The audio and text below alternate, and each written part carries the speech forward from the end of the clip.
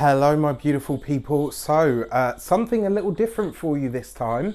You guys are used to seeing me read the tarot for you. You are used to me talking about numerology.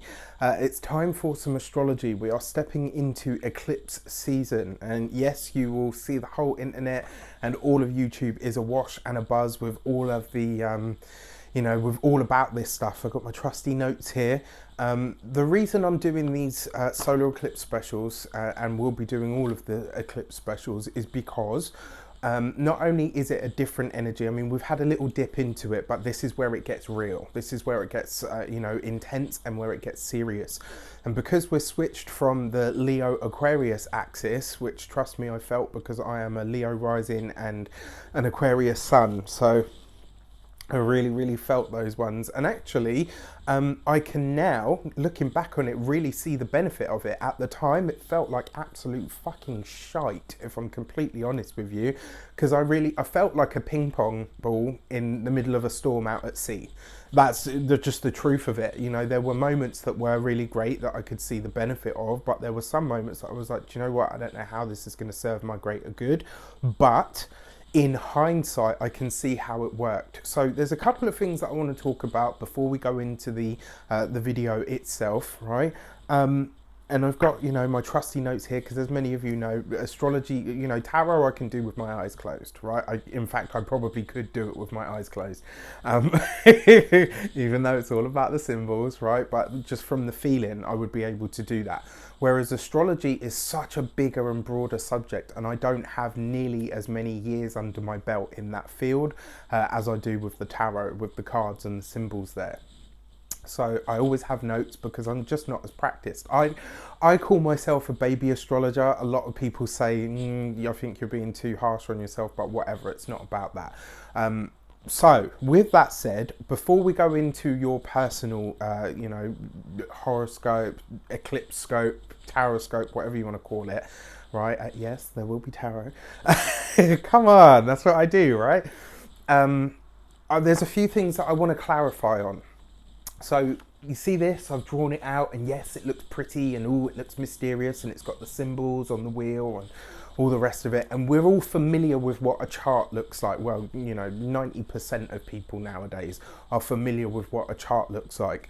The problem that this chart creates is that people tend to see this kind of thing, especially a big event like an eclipse, as just a flash in the pan. They kind of see it like a static moment. And while it is true that the specific moment of the eclipse will imprint your life with a specific type of energy, right? And that's really important to remember. So when you read somebody's birth chart, when you look at somebody's personal astrology, when you see a personal one of these for somebody, what you're actually looking at is a specific moment in time that is imprinted into their DNA, right? There's, all of the stars aligned in a certain way to give you a certain energy that was going to unfold. Astrology breathes, it moves. Human beings are not, we're multifaceted. We move, we breathe, we grow, we change, we evolve. Just like the moon, we are cyclic. We go through great, awesome periods, and we go through low, sort of not so awesome periods. And that's one of the things that you really need to understand. This isn't just an event that will happen on this day and then you can forget about it. It's kind of like a toolbox. Imagine it's like a gift that the universe gives you on a specific day and says, right, here you go, I'm going to give you this, and you get to unpack that over the next 3 to 6 months. It's never just a flash in the pan moment, and this is why people talk about the eclipses so much, and why people often say, well, this will happen, over the next 3 to 6 months, and sometimes even further beyond. Like I said, I can see a lot of the stuff that I'm doing and living and experiencing now in relation to the eclipses that we finished up in Aquarius and Leo. So it's really relevant stuff, but you need to understand it's a process, not an event, right? It's an unfolding of energy that is imprinted into you on the specific day. So pay attention to that day, because it may well have elements of what this energy is going to be like for you over the next 6 months, what it might unfold, how it might grow. But don't let this video, don't let me, don't let anybody ever reduce you or your infinite beingness down to just a specific set of events that are all about your, oh well, your second house is your money. Yes, it does represent that, and it's good to know that. And it's great to see, if we can predict these things accurately, which is wonderful. But don't let anything, any system in the world, astrology, tarot, numerology, don't let me, any other reader, whether tarot reader, astrologer, whatever, don't let anyone or anything reduce you down to those separate sort of compartments. You are a multifaceted being. And it is good for you to, so there's the dualism, bad Rafi. And you are a multifaceted being, and it's important that you allow yourself to be all of that and to grow throughout these processes that take place, right? Don't ever limit yourself to anything that anyone tells you. You always get a chance to choose. Now, before I go off on a complete tangent, I will give you some overviews. So, solar eclipse is an initiatory energy. It's a beginning of some sort, because it's kind of like a supercharged or jacked up new moon that's like, yeah! It's got lots of energy behind it. And when you get a new moon, you've got the sun and the moon together, right? That in itself is the god and the goddess coming together in creation. Now, this one is taking place in Cancer, which is really important for loads of reasons. So the whole axis of Cancer and Capricorn are going to be lit up. Cancer represents the mother, in the fourth house, protection, love, nurturing, nourishment, that place that you go to seek shelter, to seek comfort, or even lock yourself away from the harsh realities of the outside world. It's your feelings, it's your attachments, it's your bonds, right? Whereas Capricorn, and the Cancer is the natural house of the moon as well, so it's really worth keeping an eye on that. And it represents the mother, because it comes in the guise of the fourth house. Whereas Capricorn, where we've got quite a lot going on in the opposite sign, and this is where the eclipses are going to bounce between, right, is the 10th house. This is the external structure, the things out in the world, but it's also the father. It's where we meet authority, it's where we meet governance, it's where we meet the things that we appear to not be able to change. It's where, the 10th house is your career, how you show up out in the world, how you are presented or received by the wider world. So these are really big things to look at, right? And because it's the father, it's the line in the sand that you meet, where you will go no further, where you meet authority, where you get that kind of, no, you will not pass, you cannot do this. And it's not always about the negative stuff. Sometimes it's to hold you back from something or to teach you a lesson, right? So when you see that mother-father axis, that's kind of what's going on there. So it's really important to pay attention to that stuff.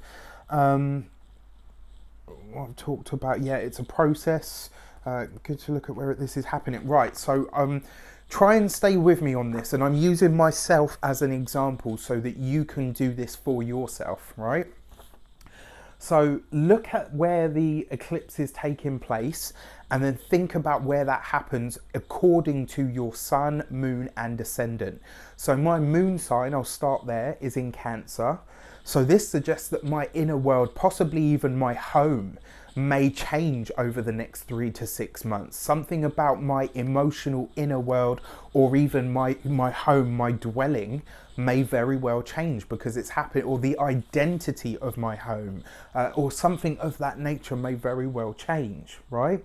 As a Leo ascendant, this is happening in my 12th house. My 12th house is all to do with the past, the things that are hidden, that are private, subconscious drives and not necessarily desires and urges, but it can also be hidden enemies. It could be people that don't necessarily, present themselves as one thing, but don't necessarily mean you good.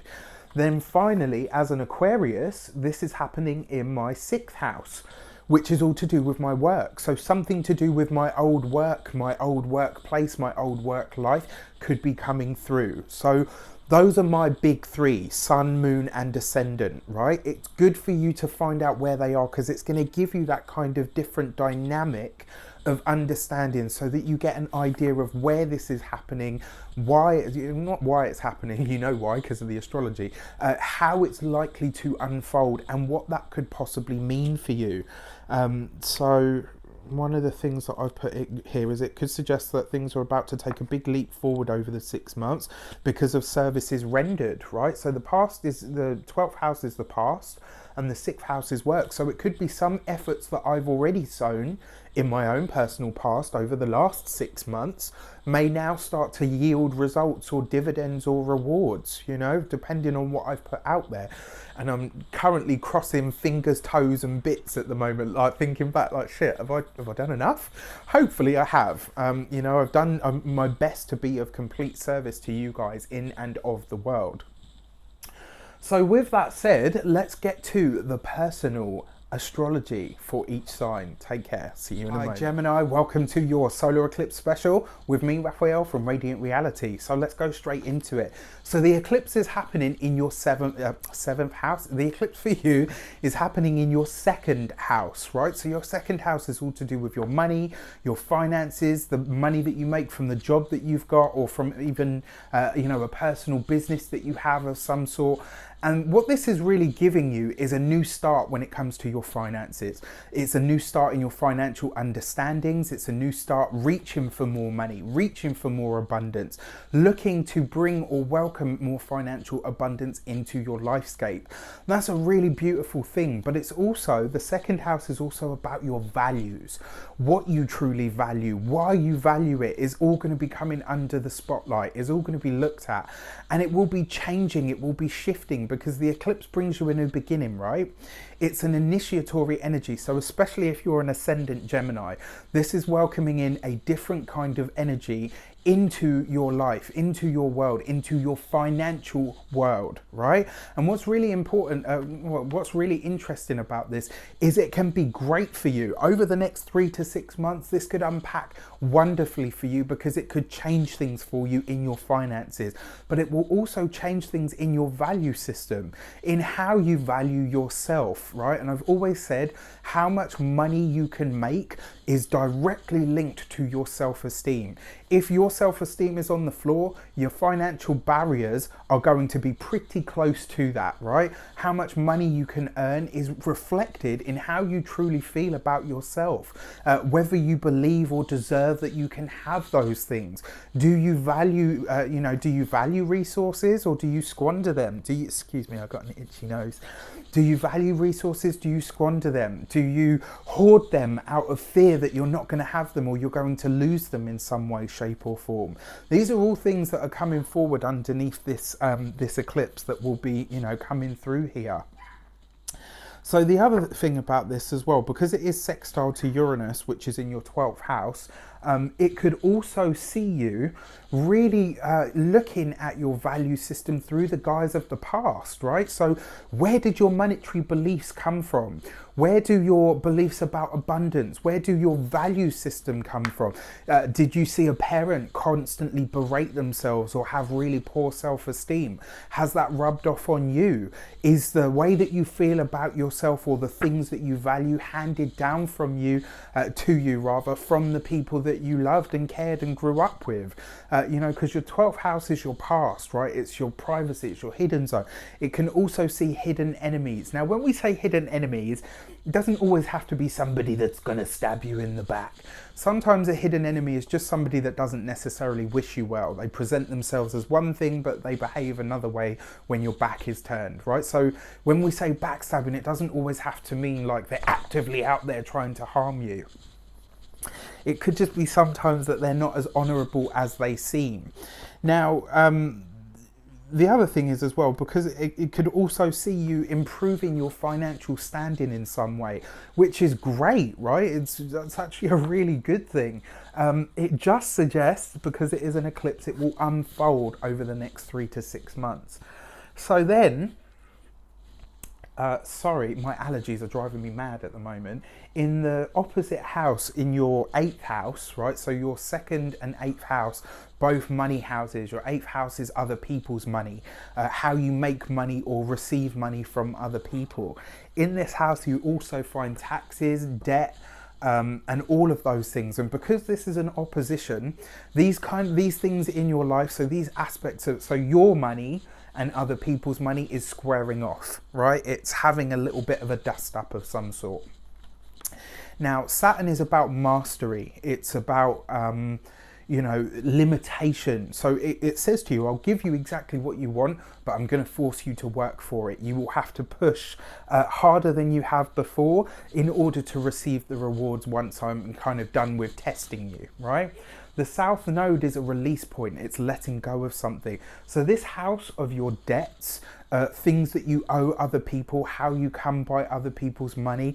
It could see you looking at your taxes. It could see you looking at bills. It could see you looking at old debts, right? It could see you really taking a look at old debts.